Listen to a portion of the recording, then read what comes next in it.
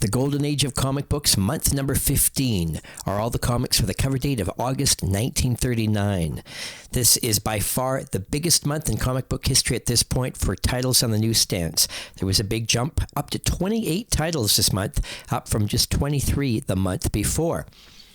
We're going to analyze all the comics that were out at that time. We're going to look at their rarity on the CGC census and their Overstreet price guide values for low and high grade. This chart gives us all the information we need to help us collect and invest in these key books and learn a bit of history as we go along. So let's analyze this chart a bit. First of all, not only was it a record-setting month for 28 titles, the most ever, there were 3 new number 1 series debuting this month, and this was the third time in comic book history that there had been as many as 3 new number 1s debuting all in the same month. And those new key issues are Magic Comics number 1, the latest from David McKay, Mystery Men Comics number 1 from Fox Comics, this was only their second comic title ever, and Smash Comics number 1. And Quality was a fairly new publisher at this time as well. And so they have 3 of the number 1 issues out this month, and you'll see these being fairly popular key books. There's quite a number of copies graded by the CGC. But we appreciate their true rarity when we look at the high grade copies. We'll see that Magic Comics number 1 actually has 4 copies graded by CGC 9.0 or higher. That makes it actually the easiest, most common book of the month in high grade, though 4 copies, of course, is not very many at all. And Smash Comics number 1 has 3 high grade copies. If you look at the Overstreet price guide, you'll see these are all quite valuable books, though Mystery Men number 1 from Fox is by far in the lead for the 3 new series in popularity and price, $1,200 for a low-grade number 1 Mystery Men. Action Comics number 15 featured a new Superman cover appearance, and therefore this makes it a very valuable book, and in fact the most valuable comic book of the month, worth over $2,000 in low grade and $40,000 in near mint. This is one of the most in-demand superhero comics ever made, and this one is always increasing year to year in the Overstreet price guide. So watch that price is expected to go up again next year. Right now it leads the pack for the most valuable. If you actually put together a run of all 28 comics on the list, you'd see it would cost just over $9,000 based on Overstreet prices, or a big $162,000 for a near mint set. Of course, building a near mint set of this run of 28 comics would be near impossible to do. Many of these books simply do not exist.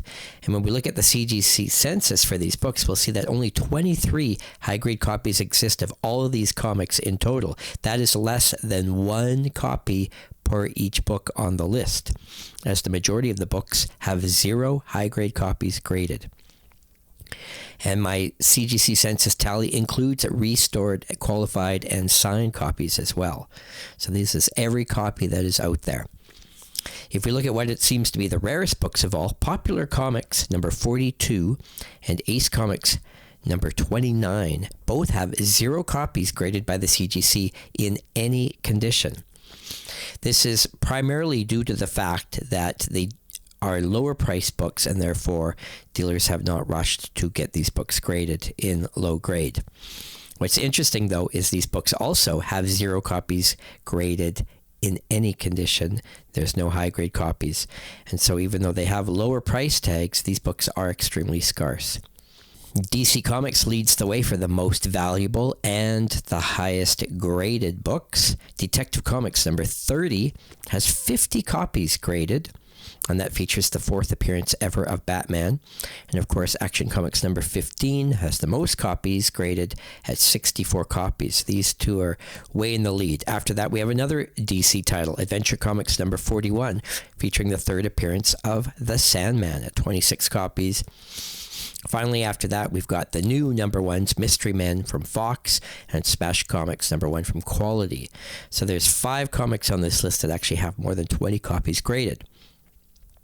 But we see a lot of the cheaper books have lower rankings, some very low, 0, 1, 3, 5, 6. You notice that throughout the list.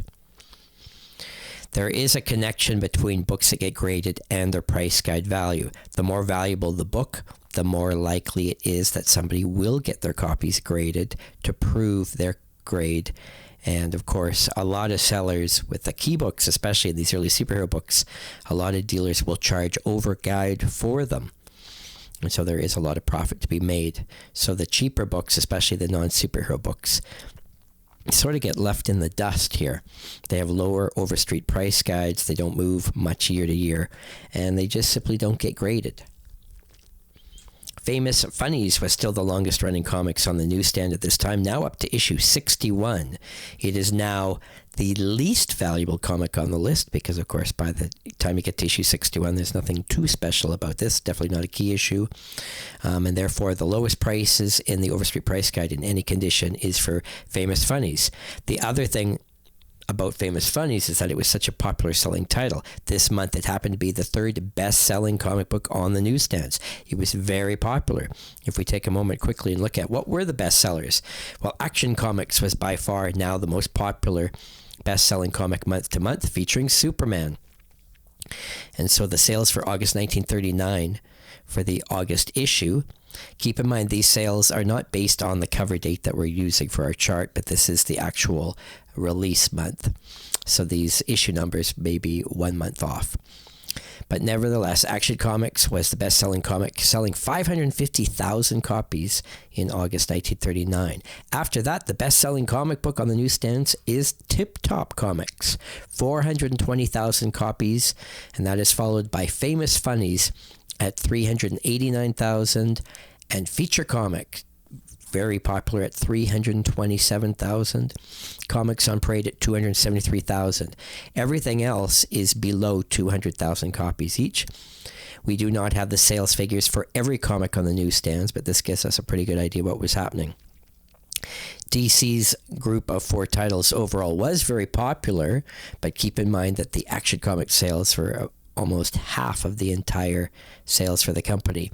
So at this time, Batman and the Sandman were not selling that well, making these books actually much harder to find than these Superman appearances in 1939. So if we use an average of 200,000 copies on sale of the average comic times 28 titles, that is 5.6 million comics were for sale with a cover date of August 1939. And out of those 5.6 million books, only 303 of them have been graded by the CGC in any condition. And rarer yet, only 23 of the 5.6 million have survived and been graded by CGC in a 9.0 or higher, proving the extreme rarity of high-grade books, and these books just simply were not saved.